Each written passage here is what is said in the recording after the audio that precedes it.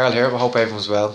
I want to do a video on isolation, and this is off the back of a talk I gave yesterday evening with a group of dairy farmers, and we were just discussing a lot of the different difficulties that they face and a lot of the common stress factors that they deal with day to day. But one recurring theme was this great sense of isolation and rural isolation, especially people who are based in farms, and there's a huge amount of distance between neighbouring areas and neighbouring farms, and they're pretty much on their own for great lengths of time with very little support. And as they seem to get older, this becomes a bigger problem. Their support network starts to dwindle, and again, it could be tied in with bereavement or any kind of unplanned loss or a breakup or any situation. It could be family moving out, it could be empty nest syndrome.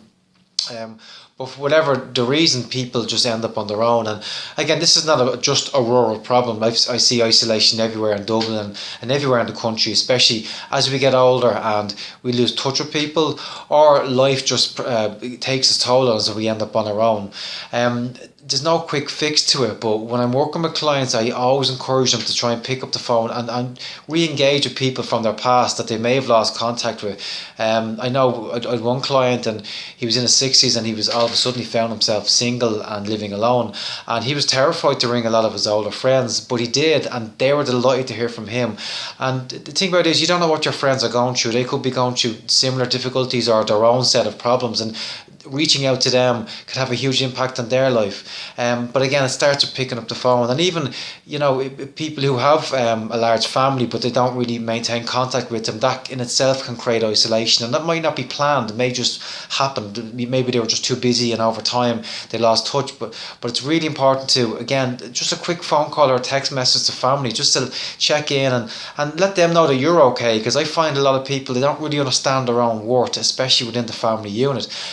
You are very important, and we're all emotionally bonded in our family, and if someone's not there, it does take its toll on us. And again, it's just a simple text message. You're checking in with them, they're checking in with you, and that's all it takes. But it does take effort, though. We have to make an effort, and we can't kind of wait for other people to change or to get in touch with us. It doesn't work that way.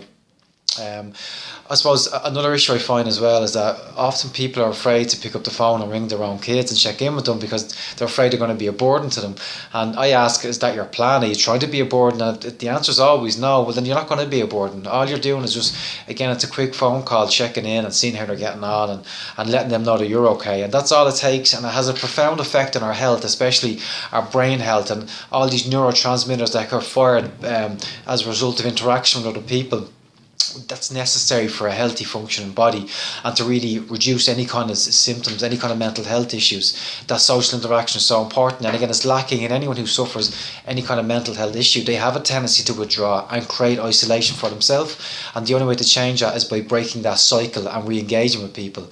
Another thing I often encourage people to do, especially if they're getting older, is to join different community groups or groups which are completely different from the norm for you. I found with the guys yesterday I was talking about, they all have a farming background. Some of them have joined sports groups, becoming coaches or mentors in different groups. And again, it's important that it's a different world. It's completely new to them. It's new people, and it means that they're not having the same conversations over and over. With the farmers last night, they seem to be having the same conversations about the price of dairy and the high expenses. And you need to break away from that, but engage with something completely different that will engage their own minds and challenge them as well.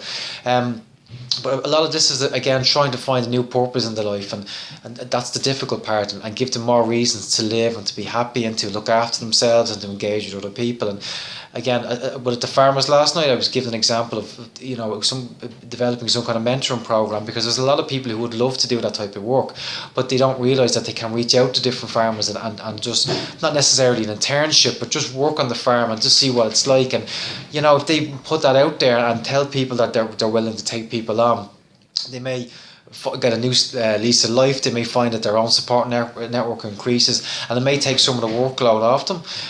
But again, they have to make that choice and take that step. So look, that's it, guys. Thanks a million for watching. I'll talk to you soon. Take care. Bye bye.